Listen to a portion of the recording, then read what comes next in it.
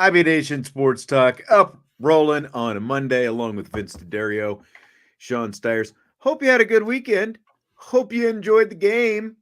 They won by 25 points. You might not know that. It was a result that I think everyone would have taken 2 weeks ago, to maybe not play as well as you thought, but still win. But hey, we're here. We're going to talk about it. We've got a lot to talk about today. How are you, Vince? It's funny to me. I'm great, by the way. Thanks for asking. It makes me laugh. You see people posting. First of all, social media is about the worst thing that could have possibly happened to fanatics out there, to fans, because it was like, oh, I can't stand being a Notre Dame fan. Who's keeping you here? Right. I don't think anybody has a gun to your head saying you have to be a Notre Dame fan. Go move on with your life. It's okay. It's just it is amazing to me how upset people can. I think they just like to be upset. It has to be what it is. People just enjoy being miserable. That's all I can. I don't know. Does feel that way sometimes. We're gonna save the Jaden Mickey news for rapid fire because we've got a lot of Riley Leonard stuff that we're going to talk about here today. We've got a lot of comments from Marcus Freeman about Riley Leonard, so we'll save the Jaden Mickey stuff. It was significant news that he has decided he's going to redshirt and enter the transfer portal in December. So, like I said, we will save that. Yeah, we got plenty to talk about there, for sure. For sure. DK is lighting it up early. He said that we better bring the fire. This show better bring the fire because he's dozing off already. These weekends are putting a toll on him. And now Mickey on a Monday, he says. He threw the Mickey in there as well. USMA 87. This is the next big test for this staff and team. Every game is a must-win from here on. It's been a must-win since week 2. Like that's not a new thing. It's not a new thing. They're all must-wins, actually. All 12 games. They're all must-wins. So, yeah. This is interesting. Joe was at the game this weekend. He says there were people cussing and leaving after the first quarter, I assume. I don't know, first half, first quarter. Like, it's got to be the first quarter because by halftime they were up by 2 scores and things were just fine, by the way, at that point. So it must have been after the first quarter because the first quarter wasn't good. I think they had 2 possessions in the first quarter and they're both bad. So yeah, it might be after the first. But like, look, if you're cussing and leaving after the first quarter, then there's a couple things wrong with you. Number one, why did you spend your money to go in the first place? Bingo. Okay, that's number 1, 100%. And number 2, they don't just play a quarter and then end the game. Like, there are 3 quarters where you get to continue to play the game of football. I tell you what, because I've already had a couple people throwing Cowboy stuff at me here today. I thought about, turning it off. I did start doing a little bit of work in the third quarter when they were getting their booties smacked by the Ravens, which, like I told Jesse, was probably going to happen. And, I wasn't very far off, but hey, they made a comeback. They made it close late in the game. I don't know if you saw, kind of how it played. They were down 28-6 and then they ended up losing at the end. But now, granted, I didn't shell out the money to go to the game and, parking and all tailgating and all those different things, but I stuck around till the end. And because you're a fan. Yeah. Look, Decaf says it's a boring brand of football and it was really hot. Okay, cool. Then don't go. Exactly. Don't go for 20 minutes and then leave. What is the point? Why did you fight the traffic? Why did you spend the money? Let's say you got the tickets for free. You still got to fight the traffic. You still got to fight all the crowds and everything else. Why did you go if you were going to leave after a quarter? I will never understand that. You know exactly what this team is at this point. Okay, cool. You knew what the temperature was going to be. All you got to do is stick your hand out the door. Like, I don't know, man. I have a huge problem. If you claim you're a fan of the team, leaving after a quarter, I got a huge problem with you. Well, people were upset at Riley Leonard, and I was thinking today, Vince, I cannot remember now quarterbacks are always polarizing, but who's been more polarizing than Riley Leonard? Like Yeah. Bush, maybe? Like No. No. I don't think so either. Tommy Rees as an offensive coordinator, maybe, but not as a player. Yeah. But social media wasn't really as big of a thing back when he was playing quarterback either. Right. But yeah, no more polarizing player in the land of social media than I can ever remember. That's absolutely for sure. Yeah. Yep. Yeah. I mean, I cannot remember a Notre Dame quarterback specifically, who's been this polarizing, like especially this quickly. Yeah. Like the rush to like, this games. guy sucks. Get him out of there. He's not a passer. He's never been a pass. Like, look, the guy has had some struggles, and he didn't have a great first quarter, but I also don't think it was nearly as bad as a lot of people made it out to be. And I'll just we've got a ton of comments from Marcus Freeman, some from the post game and some from today. So we'll just kind of play off that a little bit, because like on the subject of people leaving, I think that's even worse than the booing. But Marcus Freeman got questions about the booing that Riley Leonard got in the first quarter, after he missed some open receivers with some passes. Here's Marcus Freeman's response to the booing and how Riley Leonard dealt with that Saturday. No, I didn't ask him about how he feels about people booing him. People boo me, and we can't perform to plead, like to make sure everybody cheers for it, right? It's part of the game, right? If you don't do your job, people are going to boo you.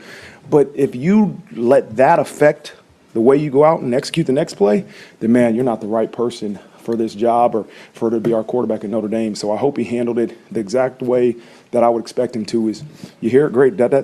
What do you need to do to refocus to go out the next play and get your job done? All right, so there's Marcus Freeman on the booing. Vince, I think people have pretty much made up their mind on Riley Leonard, and there just doesn't seem to be much changing anyone's mind on him at this point, is kind of how it feels. And like if you're pro Angeli, that's cool. You can tell me why you're pro Angeli versus pro Riley Leonard, I guess. But like with the booing, it's like he didn't attempt a pass on Notre Dame's first drive, and they go 3 and out. There was a false start. They go 3 and out on their first drive. Didn't throw a pass. Second drive, the deep shot in the seam to Mitchell Evans that ended up being the pass interference. That was a beautifully placed ball. Yep. It was the first play of the drive. It was his first pass attempt. If the Miami guy doesn't grab Evans' arm, it's probably a 40-yard completion. And, again, that was his first pass of the game. So then he throws a couple incompletions, his first 2 official attempts of the day because of the pass interference, and people start booing after he throws a couple of, short pass incompletions. Look, if you want to boo, that's your prerogative, but I would add this. Sure. Rather than booing, and I'd be curious to get Joe's take on the actual atmosphere inside the stadium, rather than booing your own players, how about redirecting that energy and actually creating some home field advantage inside the stadium when the other team has the football? How about do that? Like, you're going to boo your own players for a couple of incompletions rather than make noise to make it difficult for the other team to do their thing, make it hard for them to hear their quarterback and the signals and everything else out there when they're on offense. That's what I would say about the booing, because like I felt like it was a pretty dead environment inside Notre Dame Stadium for most of the day. I believe it. Like the boos were the most noticeable noise I think that I heard the whole day out there. I believe it. I 100% believe it, because that's pretty much how it's been, recently, especially for the lower end opponents.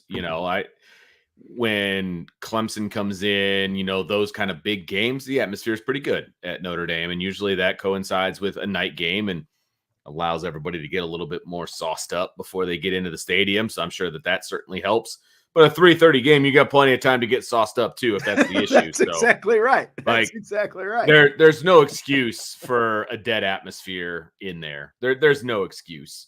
So yeah, I completely agree with that. I am very interested to hear what his answer is to the next question, because I know what my answer would have been, and I might have gotten fired. So okay, I'm very interested to hear where this one goes. But again, okay, a couple incompletions, I get it, but like, you're gonna start booing like right away. Again, I just feel like people had their mind made up. They were looking for something to be ticked off about. If you're gonna start booing because of a couple of incompletions, because again, like, if that Evans pass isn't pass interference, it's a 40-yard gain. Like, that, to me, that kind of changes.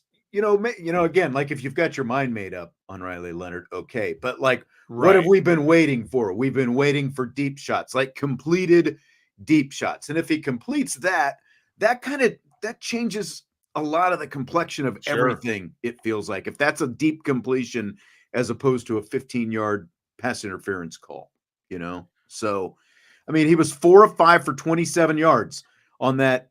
I guess he was actually, no, what did he end up? That was in the scoring drive. Right, in the scoring drive, in the first touchdown drive. Yeah, You're exactly right. So Irish for Life 99 says, I disagree, Sean. They were louder for the defense, but look at the competition and how we played on offense for a good part of the game. First of all, I disagree for a good part of the game. They had a lousy 3 possessions to start off with. I'm not going to disagree with you on that. They had 7 possessions after that, and they scored on 5 of them, I believe. So I don't really understand. It's not for a good part of the day. Like, that's not true. Well, they scored on 4 of them. The 5th one would have been a score, except, the fumble for Riley Leonard on the 14-yard line for Miami, right? They were going in to score, and then they didn't because he fumbled the ball. Right.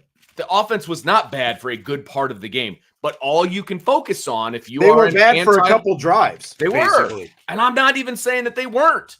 But because you can't say for a good part of the game. They went punt, bad snap on the field goal, punt, the first 3 possessions to start things off. Then they scored touchdowns on the next 2 drives to close the half. And remember, if not for the Adon Schuler boneheaded penalty, they might have even got another field goal out of that. And then they get touchdowns on 2. They had the ball.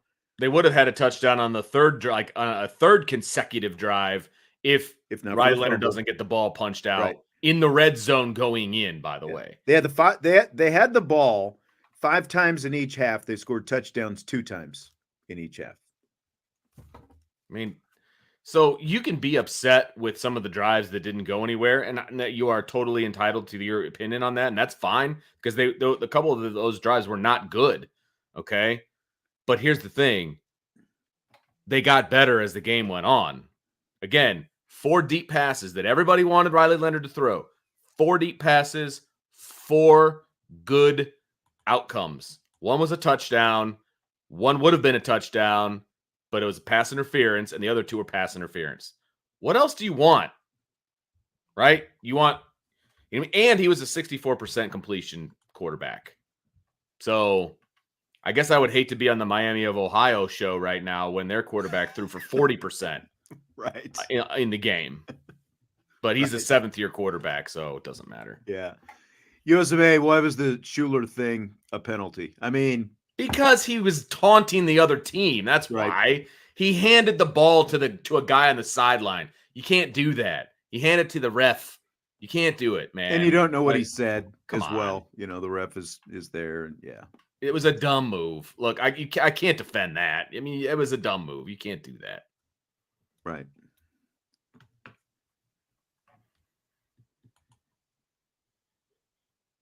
Notre Dame's wine and cheese. Genuine question. Can we overcome a 10 to 14 point deficit with this offense? Sure. This offense put up 66 points the other day. Yes, and look, part of my point in this whole thing, again, like on the Riley Leonard, I had a question as to, okay, you get into 2 minutes.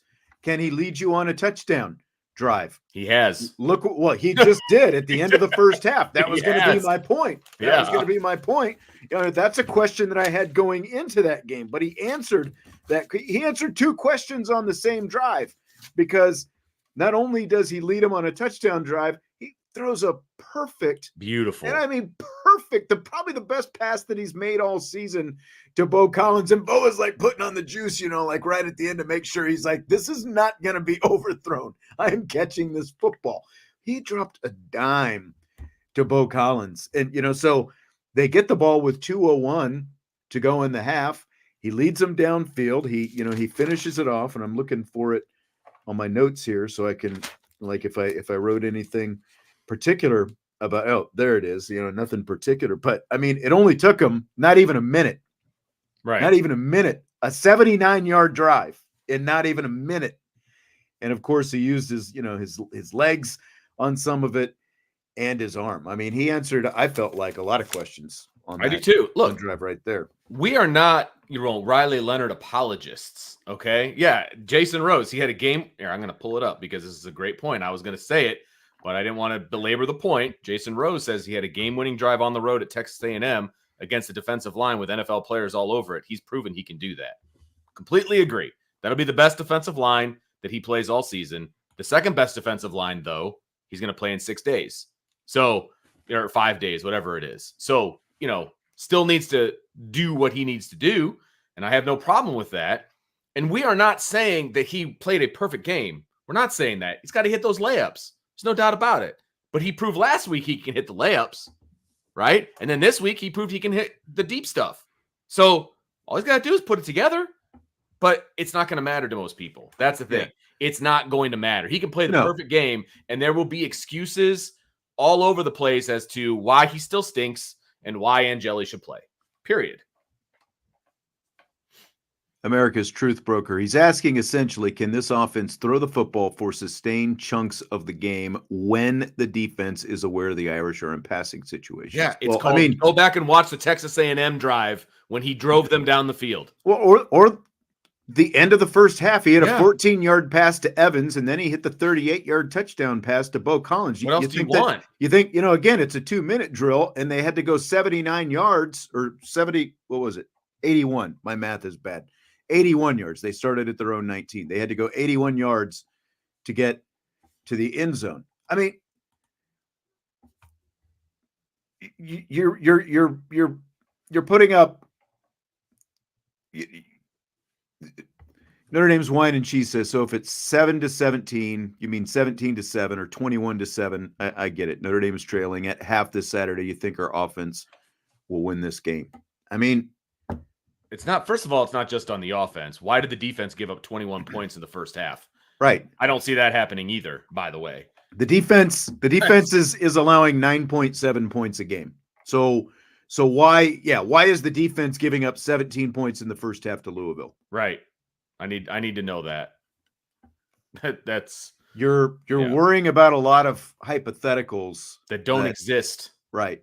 That don't exist because of your preconceived notions of who you think this guy is, basically. And Ryan jumped in. I saw Ryan in the chat, and he said he's tired of talking about the quarterbacks. But look, what's everyone bitching about all weekend? The quarterbacks, right? 100%. This is what we have to talk about. That's why we're talking about it. Yeah. That's why we're talking about it. And did he play perfect? No. But by the end of the day, like everyone wants to talk about what his stats are supposed to look like and, what this is supposed to look like, what that is supposed to look like. At the end of the day, he had a pretty solid day. And when this is not a quarterback, this is a quarterback who has thrown for almost 400 yards in his career before. He did it against Wake Forest a couple of years ago, but he runs for 143. He throws for 154 and combines for 3 total touchdowns. He runs for 11, almost 12 yards a carry, Vince, that he had in that game. Almost 12 yards per carry. As you've said a million times, those count as well. Well, and so basically he was responsible for 297 yards of offense and 3 touchdowns, and people are mad. If he did that all through the air, people will be happy. Why does it matter? Why does it matter how those yards come about, how those touchdowns come about? Why does that matter? That's what I don't understand. Because it's not beautiful, it's not pretty the way you think quarterback should be played. Okay, that's fine.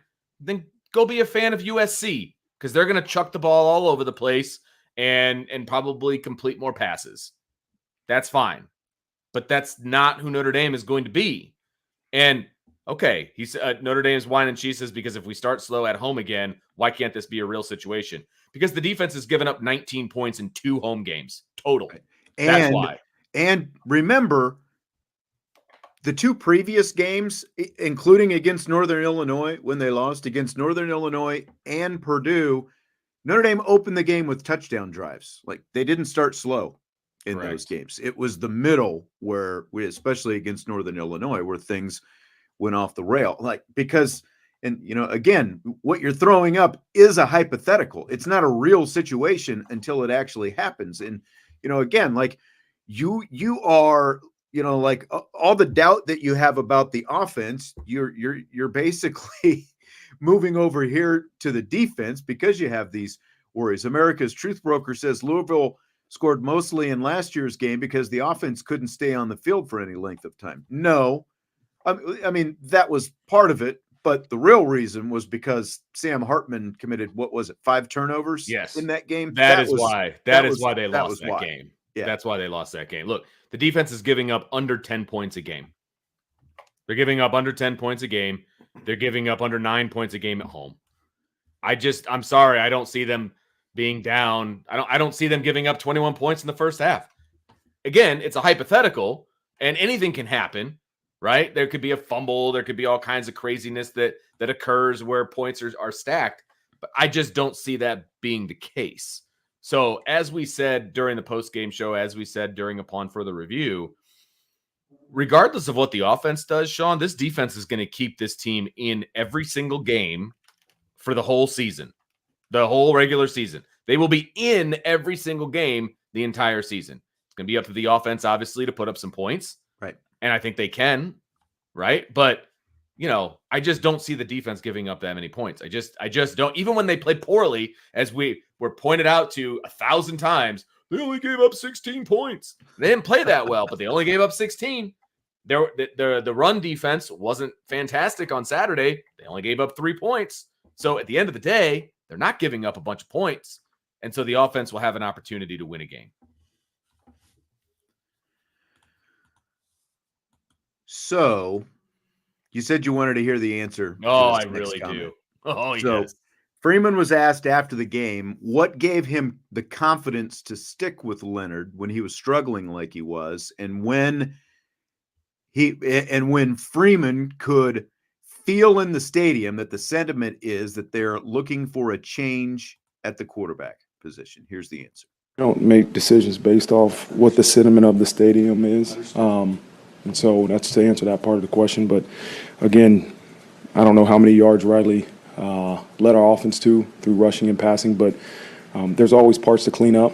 And we got to continue to look at the mistakes that he made and say, okay, how do we do a better job of not putting him in a position to make mistakes, and where was the disconnect? But we got a lot of confidence in our quarterback that led us to a great victory today. So what'd you think there, Vince? I think that he handled that much better than I would have. Because that was one of the dumbest questions I've ever heard asked. I'm serious. Why in God's name would you ask a coach why he didn't make a change at any position based on what the crowd wants you to do? Right. You might as well just put up Twitter polls the entire game up on the big screen. Seriously. And then that's how they'll Who do you want to quarterback the third quarter? What kind of dumb question? And I don't even know who asked the question. I don't care. It doesn't matter. That was a terrible question. Well, the crowd wanted you to make a change. How come you didn't make a change? That, like, what? When I read that, on your rundown this afternoon, I was like, I can't believe that somebody would ask that question. That just mind blowing. Why even have a coaching staff? Let's just we'll just crowd source the entire game. Oh, it's 1st and 10. Crowd. What do you want to do? Everybody gets on their little handheld, and you get Hey, Irish fans, what do you want to do on this next drive? Right. Like, what are we doing? What are we doing?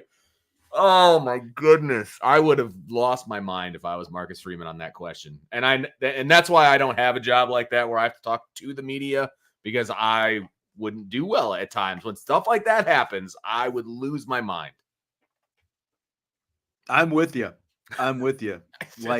Like, well, you know that those people back there in row 14 are pretty ticked off that you're sticking with Riley Leonard. Are you not going to make a move? You know, you're really going to stick with them at that point? So,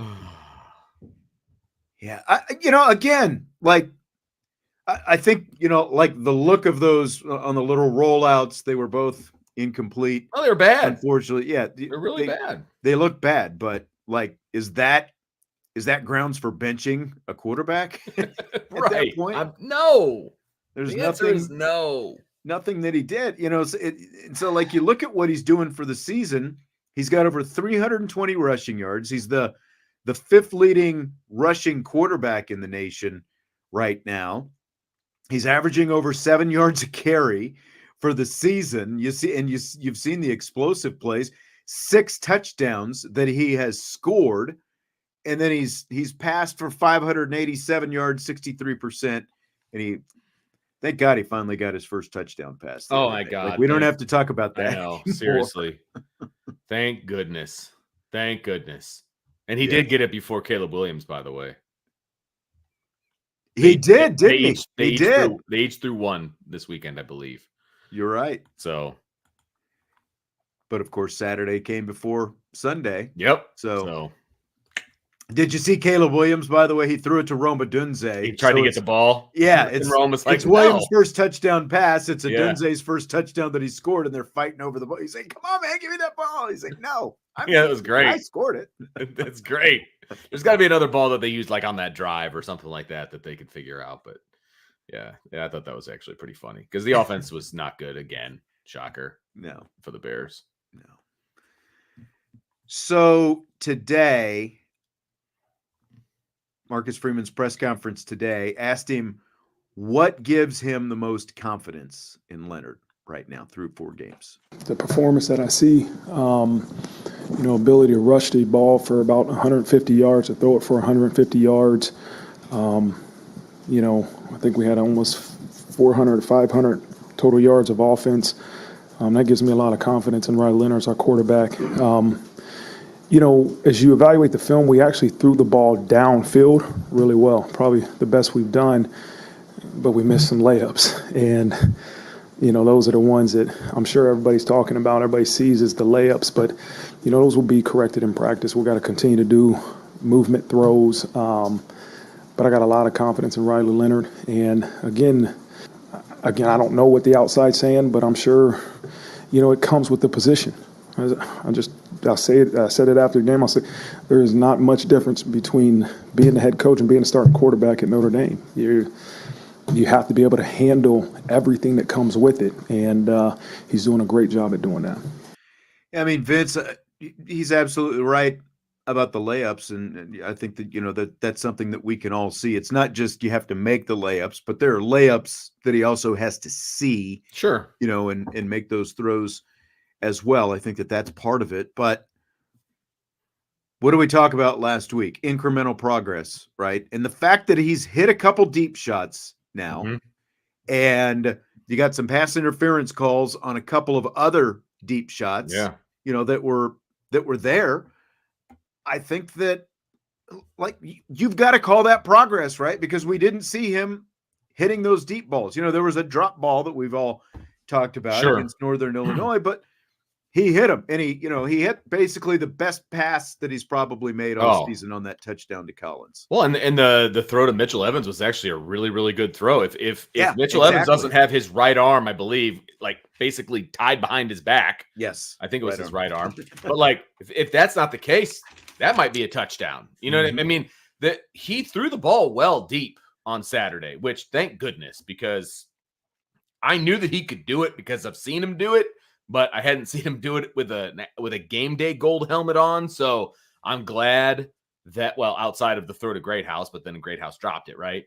But I'm glad that he got that monkey off of his back, right? And we've seen him make the layups in a game. We've seen him make the long passes in a game. And I said this earlier, but as long as he can put that together, his team's going to be just fine.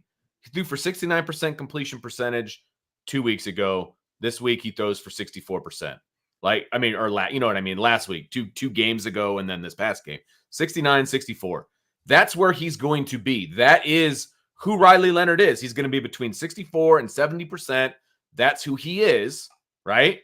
And the offense will be just fine if he still is able to use his legs and, make plays and be a playmaker.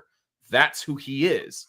And so with him, you have to be able to add up both yardages, his running yards and his passing yards. Right. Yards that he's responsible for and touchdowns that he's responsible for. That is how you have to evaluate Riley Leonard. That's exactly it. That's and it. We haven't seen a quarterback like this in a long time. Like the closest thing was Brandon Wimbush. But like Wimbush, and for like people who want to make the comparison to Brandon Wimbush, obviously a great athlete, but like the thing with Wimbush, you talk about not being able to make the layups. I mean, the guy couldn't even turn to his right and make the simple throw, just like over to the flat. The ball would either, like go into the dirt or it would just take off into the sideline, whatever. I don't know if you remember or if you were at that practice at Notre Dame Stadium. I think it was toward the end of fall camp where they had the net out there on the field, and Brandon Wimbush could not hit the net, unfortunately. And it's just not Riley Leonard. Like he's getting closer, I think, to the guy that he was a couple of years ago at Duke. Agreed. But you're absolutely right about you can't just look at a stat line for this quarterback and try to judge him based off what he is with the passing line. And all you see is one touchdown and 580 some yards. He's got 7 total touchdowns. That's the most important thing. 7 total touchdowns through basically 3.5 games because he didn't play the entire second half against Purdue. Well, and Joshua Finn, I think, says it the best. And since you've already got a thing up, I won't bring his up. But he says Riley. Well, I'll just say, Coach Mo. I'll take this down. I had it up there. We will talk about the Jaden Mickey thing at the start of Rapid Fire, so you can. So Joshua Finn says Riley heats up the pass game after you heat him up in the run game. He is a weapon. It's up to the coaches to hit the right firing sequence. Could not agree more.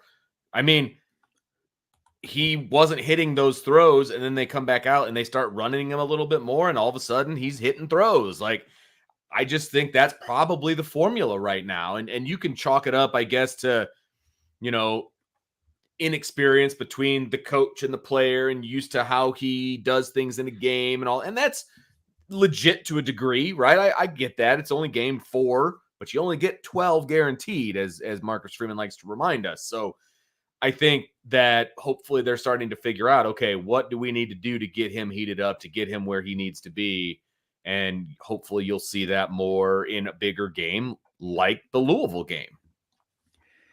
Kind of along those lines, Freeman was asked about the game plan going forward and how Riley Leonard's ability to break off the big plays at different times factors into how they feel about him, as well as his dual threat ability. Like the fact that you've got, this offensive line that's, I won't go so far as to call it makeshift, but look, that you've got 3 starters on the line right now who are not starters early in fall training camp, like with that depth chart. And then of course you've got all these injuries that have got other guys out there. So how much does his dual threat ability sort of also play a factor into, you need this guy out there because of what he's got in front of him on the offensive line? I think there's benefits no matter who's at your quarterback. Yet to me, that's like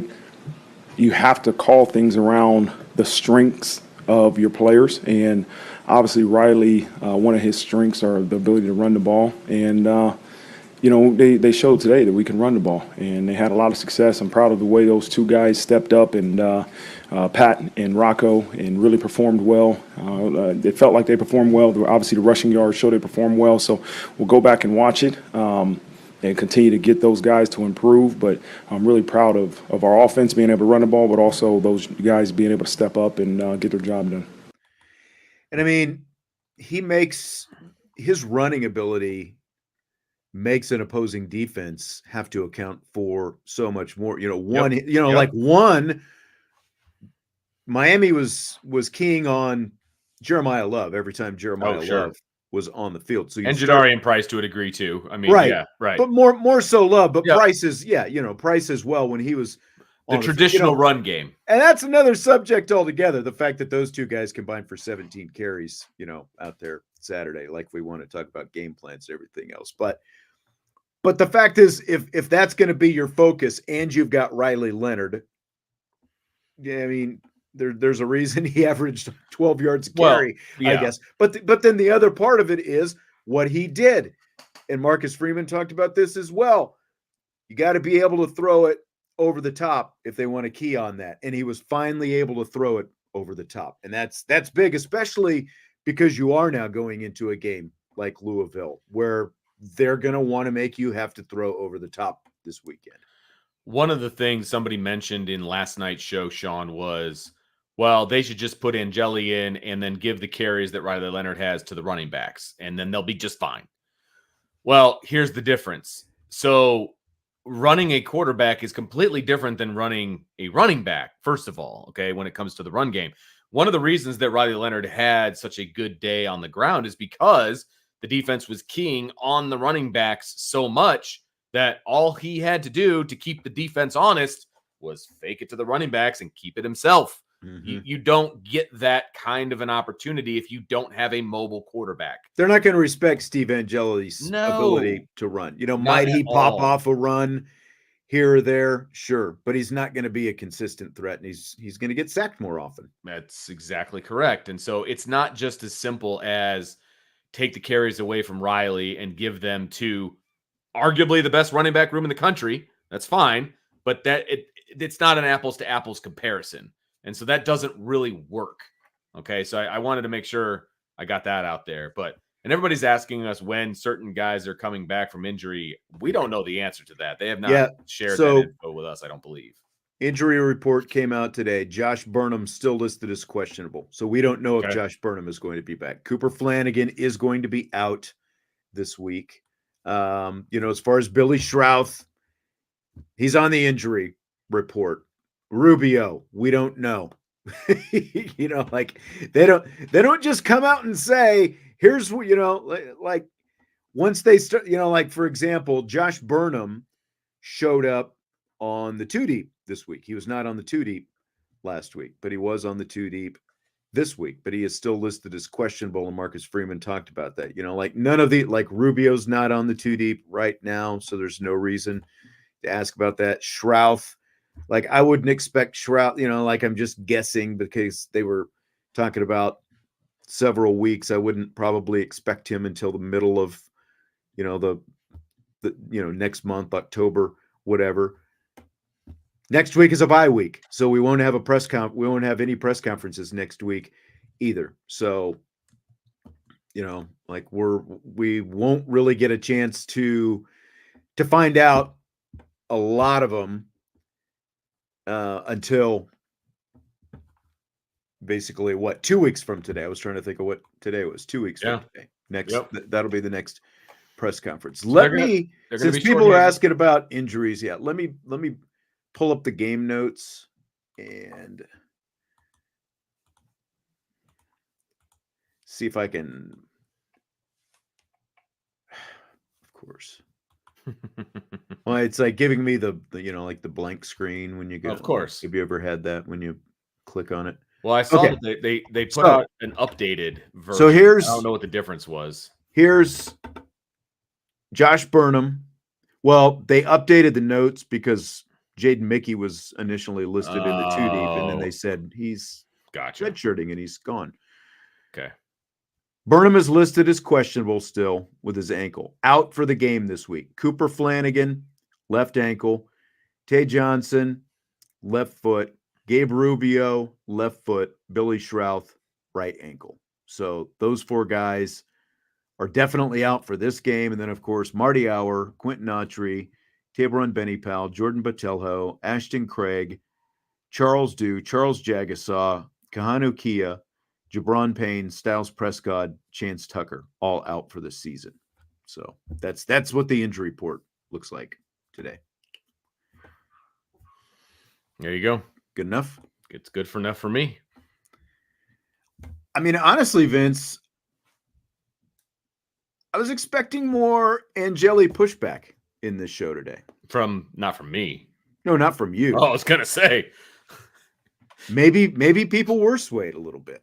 I mean, I don't know. I think also maybe they're just over it. And I can't believe they're over it because no, they're not over it. But Leonard played well enough that people need to take a step back. But there's still plenty of people out there that think Angeli is like the second coming and he can lead this team to, the championship. It's just, and there's no way you're going to be able to convince them otherwise. That's the thing. And that's fine. It's totally fine. And then there's people on the complete other side that are Riley Leonard apologists, and there's nothing you can say that is going to sway them. And that's fine too. Just like any topic where there's people on both sides, the truth generally lies in the middle somewhere. And I think this is no different. Michael makes a good point. You lose to Louisville, Angeli folks. Oh, yeah. They're going to no doubt. Look, and Riley Leonard could throw for 350 yards, 3 touchdowns, and do nothing wrong. But if the defense, for whatever reason, doesn't show up and they give up 24 and Riley Leonard only scores 21, they'll be back. It could have nothing to do with Riley Leonard, and it won't matter because he just won't be as effective enough as a quarterback. So, Vince, you want to just roll into some rapid fire? Oh, let's go, baby. I mean, I feel like people are like they're itchy, they're antsy. They want the Jaden Mickey talk, is what they want, and I don't blame you. Let's do it. Jaden Mickey, I guess he didn't make the announcement today, but he is going to enter the transfer portal. He's played his 4 games, which means he can redshirt this season. That he's going to enter the transfer portal when it opens up in December. Here's Marcus Freeman. I think everybody's going to have an opinion, and myself including, right?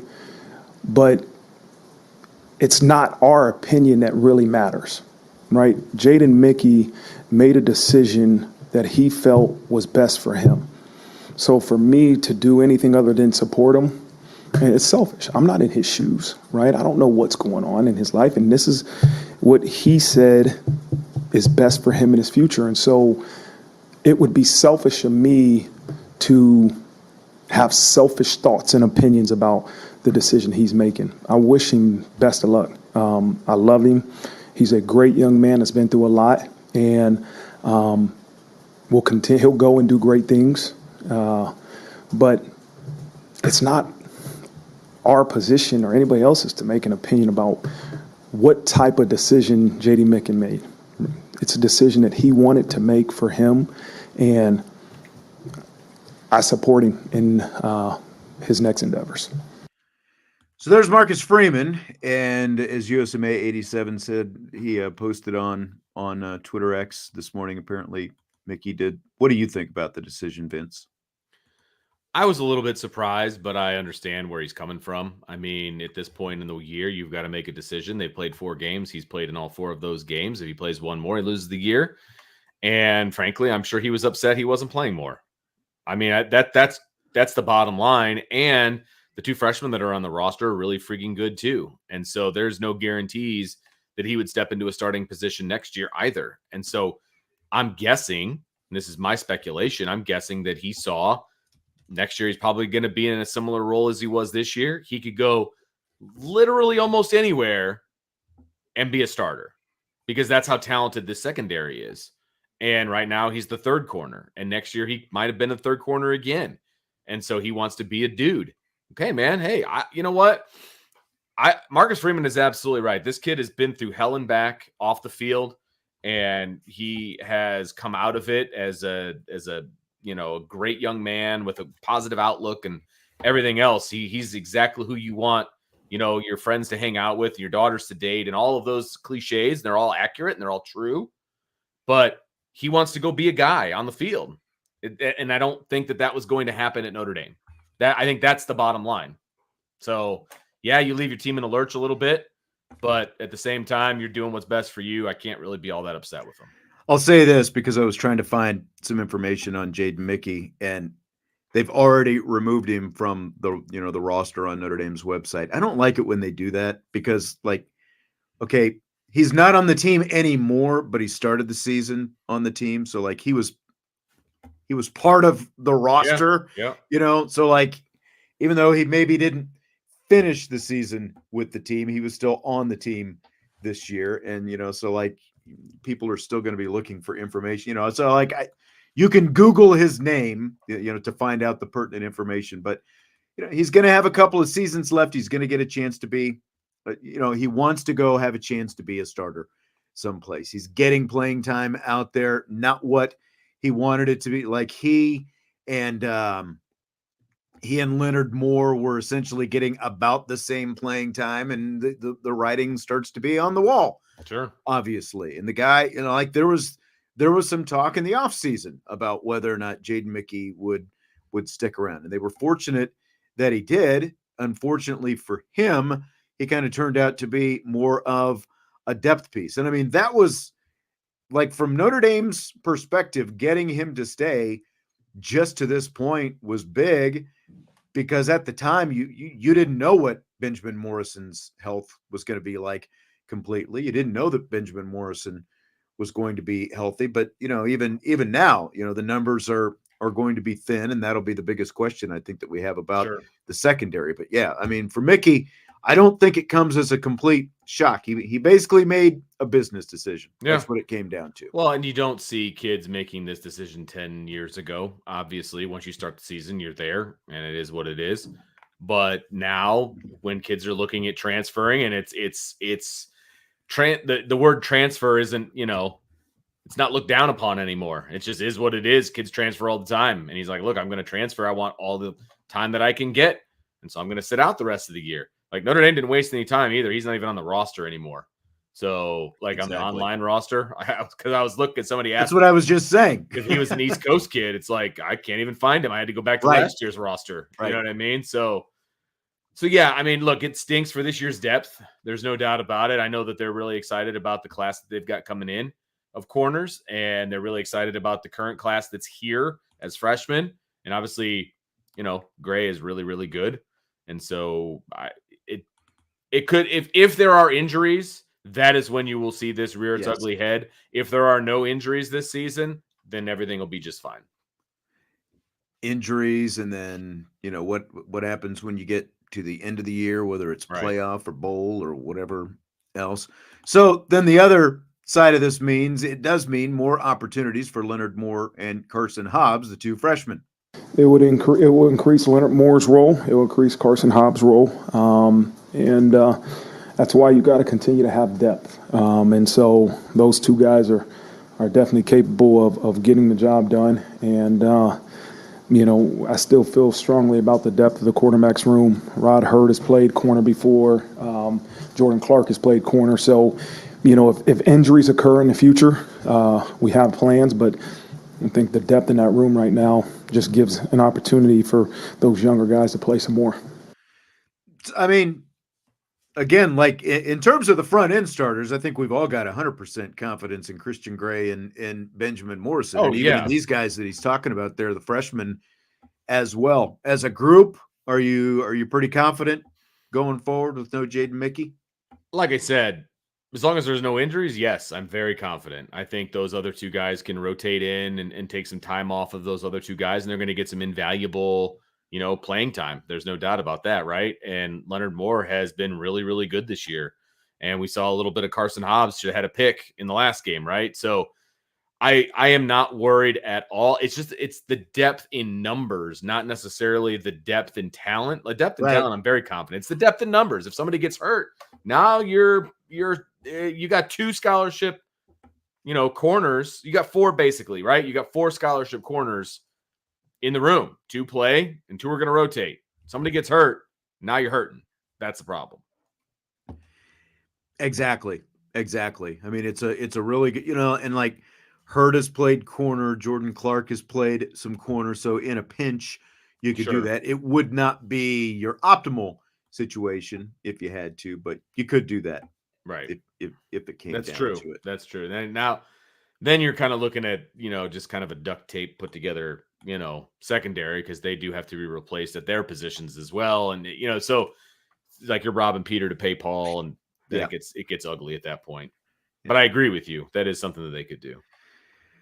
Spark 5219 made this comment when we were talking about Leonard and the quarterbacks and everything. He said he's more concerned about the fumbles than the quarterback. All those fumbles in one game were, they did seem to come out of nowhere, because Notre Dame, for the most part, has taken pretty good care of the football this season. The fact that you had, all of that happen in one game was a little bit crazy. So I'm not gonna now. Obviously, you see it again, especially against a better opponent this weekend with in Louisville. Then your alarm bells are really going off. Jordan Faison, to me, like he never like watching him take those plays. He didn't look completely comfortable back there. Well, you can't stick your arms out like that to catch a punt, obviously, and you have to be fearless, and you can't worry about all the noise around you. You've got to just go and catch the punt. They can't touch you. And if they do, there's going to be a penalty, and you're going to be fine. Like, you have to be able to block out all the physical noise that's around you. You can't stand there and kind of just reach your hands out, because you're never going to be able to catch a punt that way. So he's got to get better, getting under the ball with his body, elbows together, all the coaching points. He didn't do any of that in that particular instance, and it showed, and it was bad. And against a better team, that loses you a football game. Can't do that, So hopefully they figured it out and they learn. And because, I do really like Faison as a punt returner, but you can't have turnovers like that. You just can't. No, that's exactly right.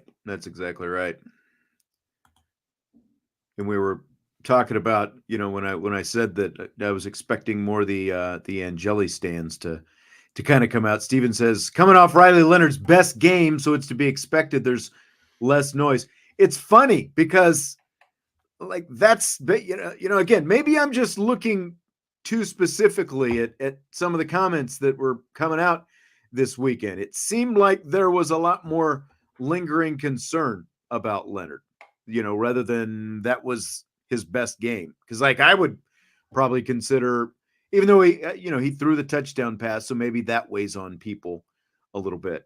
But I kind of considered Purdue the best game that we had, overall game that we had seen from him so far.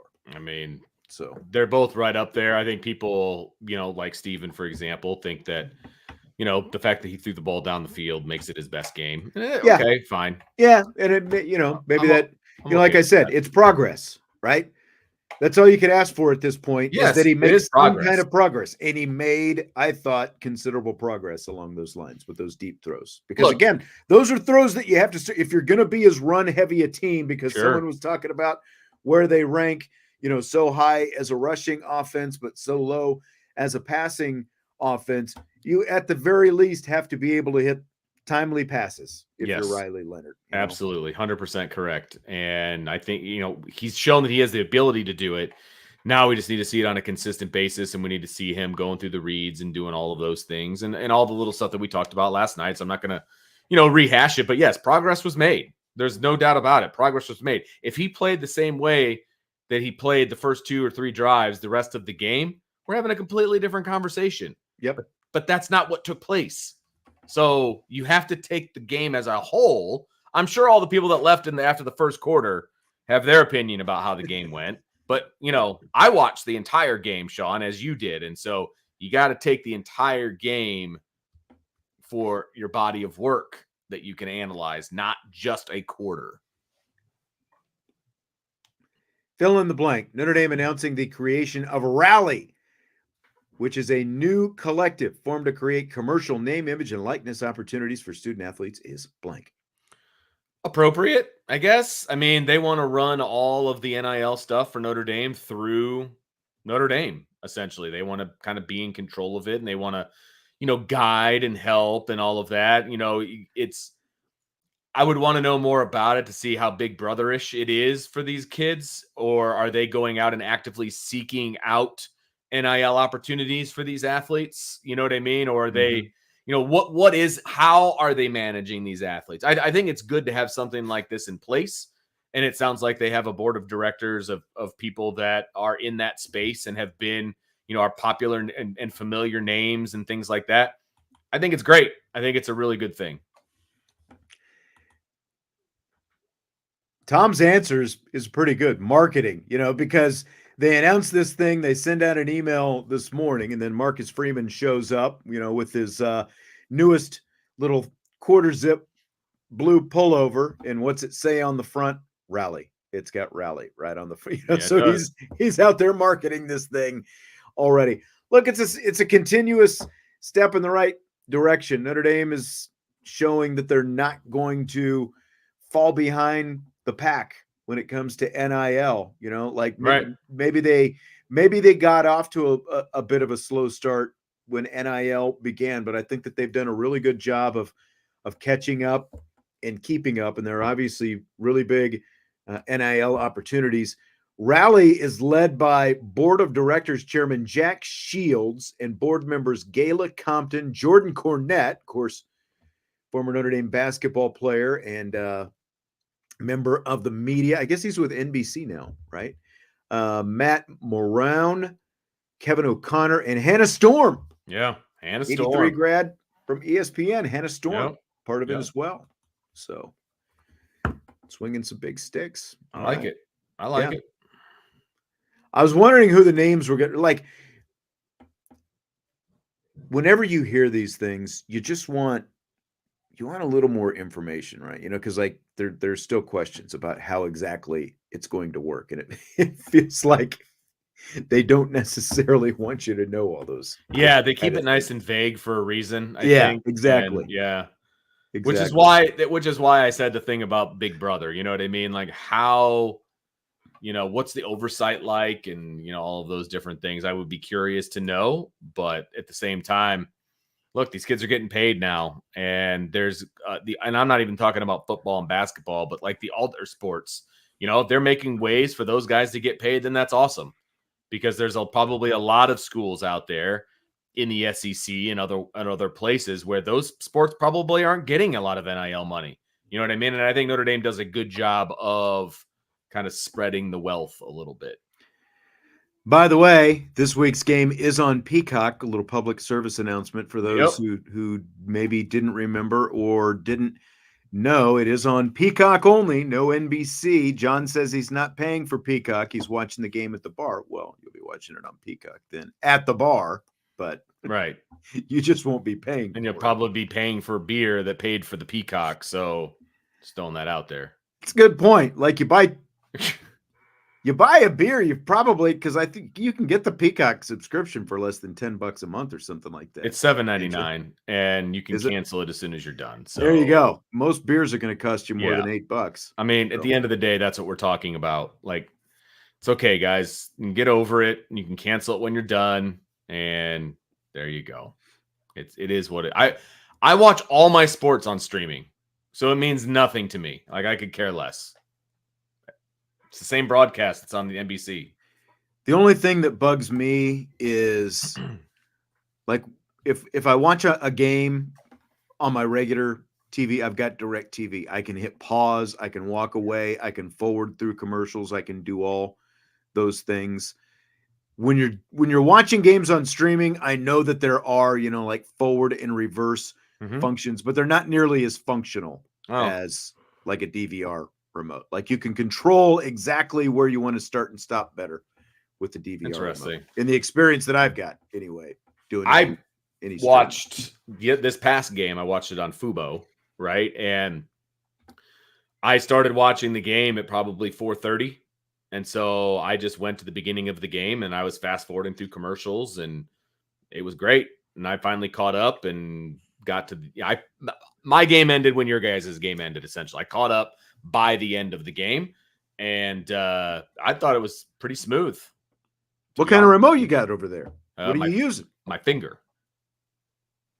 Because I was watching it on my iPad in the car. Oh, okay. Big difference. You know what I'm saying? Yeah. So it's basically like you're watching a YouTube video. Correct. Okay. Yeah. Now, when I do it at home, it's just a little Roku remote. And so forward is like 15 seconds, when you click it multiple times for multiple 15 seconds, that kind of a thing. So, yeah. And most commercial breaks are 3 minutes. So, he's got to know how many clicks that is, right? That's 12 clicks. And you get right where you need to be. See, I don't get clicks. I don't like, maybe it's my remote, but they came with the TVs, but it's the remote that I've got for streaming. Oh, yeah. So, gotcha. It's got like a little circle and you kind of, I don't know. Fill in the blank. Northern Illinois losing to Buffalo is blank. Typical. I mean, of course they did. They've been riding high for 2 weeks. They had a bye after the Notre Dame game, and they rode this win, like a Bronco till it bucked them. You know what I mean? And it bucked them against Buffalo. That's basically what happened, and they were probably still basking. I guarantee you, and I obviously wasn't there. It was a home game, by the way, for Northern Illinois. I'm sure they showed a highlight video on the big screen. They probably were talking about the Notre Dame game, and then they lost. All and I'm fans not are worked up about the Notre Dame game. Yep. Absolutely. And then they lost, and it is what it is. It doesn't matter. I mean, look, you got beat by Northern Illinois. They're not even the best team in the MAC. Okay. I mean, it doesn't matter what Northern Illinois does. It's not going to help you. Everyone could just move on from it. Yeah. Now it's a bad loss for Notre Dame, and it's just another loss for Northern Illinois. I wish I could say it was unexpected, but I've said all along, I felt like Northern Illinois is probably going to be like at least a 3-loss team this year. I think we were talking about it on Countdown last week, and Jesse made a good point about it. Like, you look at the MAC, and like all those teams have equal talent, and that's why you very rarely, like there might be one team that kind of runs through most of them and ends up with 1 or 2 losses or something. But that's why you see so many teams with all these losses, because the talent is so close. And and the MAC isn't one of the better. I didn't feel like watching that team like, wow, that is going to be a dominant MAC team. Right. Look, the MAC is not one of the better group of 5 conferences out there. They're just not. And that's okay. I think Toledo is probably the best MAC team. And I feel like they've kind of made a statement already. We'll see if they can continue making said statements. But yeah, at the end of the day, the MAC is not one of the better group of 5 conferences. They're just not. And so you're generally not going to see a MAC team be the representative of the group of 5 teams in the playoff. That will not happen very often. A good point, Stephen. He says he's less worried about Northern Illinois looking bad than Texas A&M and USC looking bad. Yeah, that loss for USC was not great for them, and I'm just hoping Texas A&M continues to win. Let's just jump into that. Which result surprised you more? Illinois beating Nebraska or Michigan beating Southern Cal? I'm pretty sure I picked both of those games incorrectly, so they were both a bit surprising. I guess the most surprising. Did we pick Illinois, Nebraska in our picks? I thought we did. Maybe we didn't. I don't know. I would have picked Nebraska. I didn't think we did, but I think I would have picked Nebraska. I did pick Nebraska if we did. I know that. Yeah, I would have as well. So I'm actually more surprised about the Michigan win. I really expected USC to kind of go in there, throw the ball all over the yard, and I didn't expect, Michigan's offense to be able to do much against USC's defense. I've been told that the USC defense is so much better this year, and apparently they couldn't stop the run in this game. They stopped the pass because Michigan had 32 pass yards, Sean. And if anybody is upset about Riley Leonard, they, I guess, should be happy they're not a Michigan fan, I guess, with their quarterback situation. But 32 yards, and they won the game. So I guess you know how to beat Michigan. You just got to stop the run, which USC couldn't do. I'm more surprised about Michigan for sure. I am as well, because I just really didn't think Michigan had much offense. Not that USC's defense was really going to be that great, but based on maybe Texas is just that good. I just didn't know if Michigan was going to be able to score, but it turned out that USC was the team that really wasn't able to score. So that did surprise me. So it just kind of throws another wrench and question mark into what is this schedule that Notre Dame is going to see this year. Like as Notre Dame goes week to week, you might not be able to bank on a whole lot, but at the same time, I think we're back to, man, how really good is this schedule that Notre Dame is going to see this season. The Illinois thing, I was mildly surprised, but Nebraska at the end of the day is still Nebraska. It doesn't matter who the coach is or what year he's in. They still lose these close games. And that was the 400th consecutive sellout crowd at Nebraska. 400 consecutive sellouts. Think about how long, like you think you've got it bad as a Notre Dame fan. Think how long Nebraska has been down now, and they've been selling that place out game after game. 400 consecutive games. Like how many years is that, Vince? 400 How many years is that? 400. It's like 400 divided. It would be 400 divided by like an average 7? of 7. Yeah, so 57 years. 57 years. That is almost as long as I have been alive. Oh, that's great. They've been selling that sucker out, and they had a lot of good years when old Tom Osborne was there, but things have changed quite a bit. And they just, like I said, they just find a way to lose these close games, no matter. And how about Brett Bielema getting that thing turned around? Yeah, no doubt. At Illinois, maybe Illinois could make a little noise this year. Who knows? I don't think they're going to be a playoff team type year, but still, that's a good win for Illinois. Anytime you can beat Nebraska. Fill in the blank. Notre Dame home game atmosphere has been blank. Normal. Not surprising, I guess. Like any one of those kinds of adjectives that you can come up with is how I feel about the home game atmosphere. It's never good against lower opponents ever, and it's semi-good against good opponents. Like I said, against the big teams at night, it seems to be a little bit more raucous, and I probably shouldn't even use the word raucous. It's louder.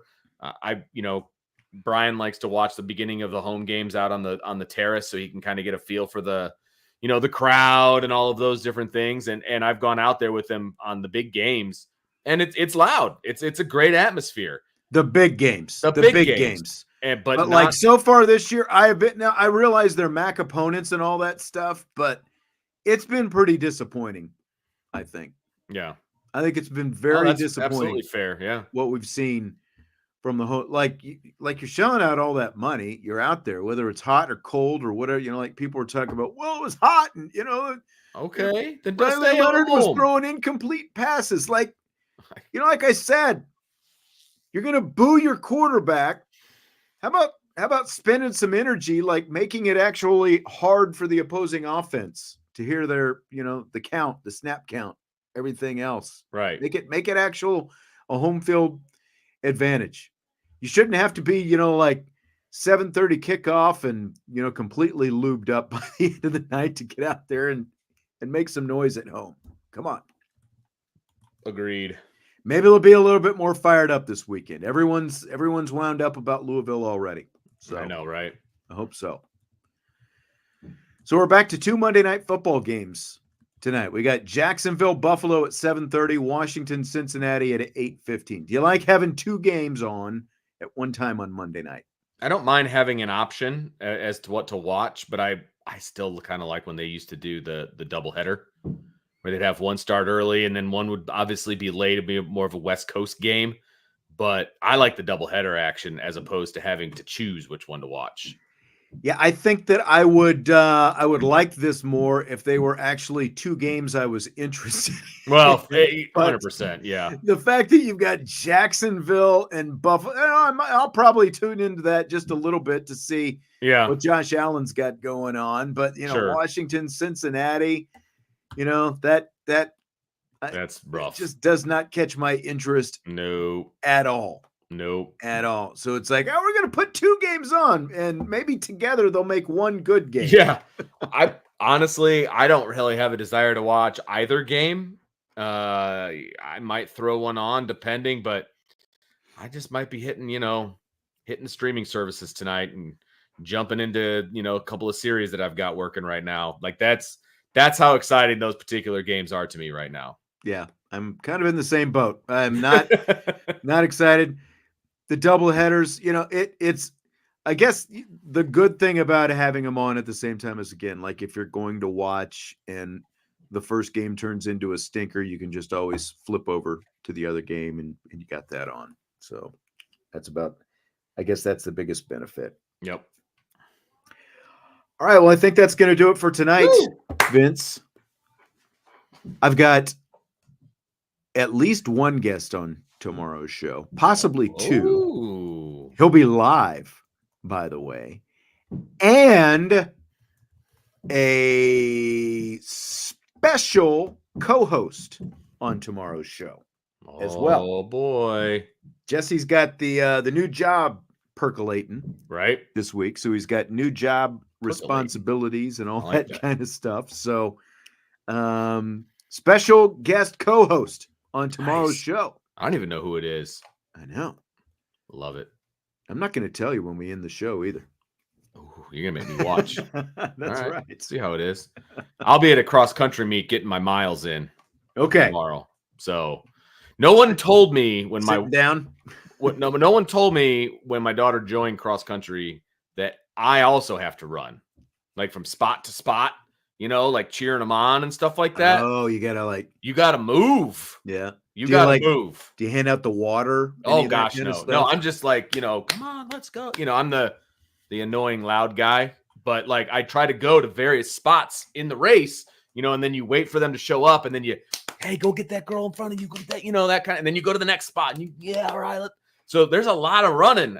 I get a lot of crap from people because I'm just sprinting from spot to spot. Hey, you're getting your exercise in. I'm telling you, man. They shouldn't be giving you crap. Come on. Love it. The AD just loves to give me a hard time about it. He's like, I just saw this flash of D'Addario going by me. I didn't know what was happening. So, yeah, it's pretty funny. I'll have to say, I have a video I got to send you that you'll get a kick out of. My son thinks it's hilarious, too. He recorded me running from one spot to the next last weekend and had, like, commentary behind it. Oh, boy. That was 17-year-old thinks he's hilarious. I'll tell you what. It's gold. All right. It's gold, Jerry. It's gold. We will wrap it up. Hit the like button before you leave, and we will talk to you tomorrow on IB Nation Sports Talk.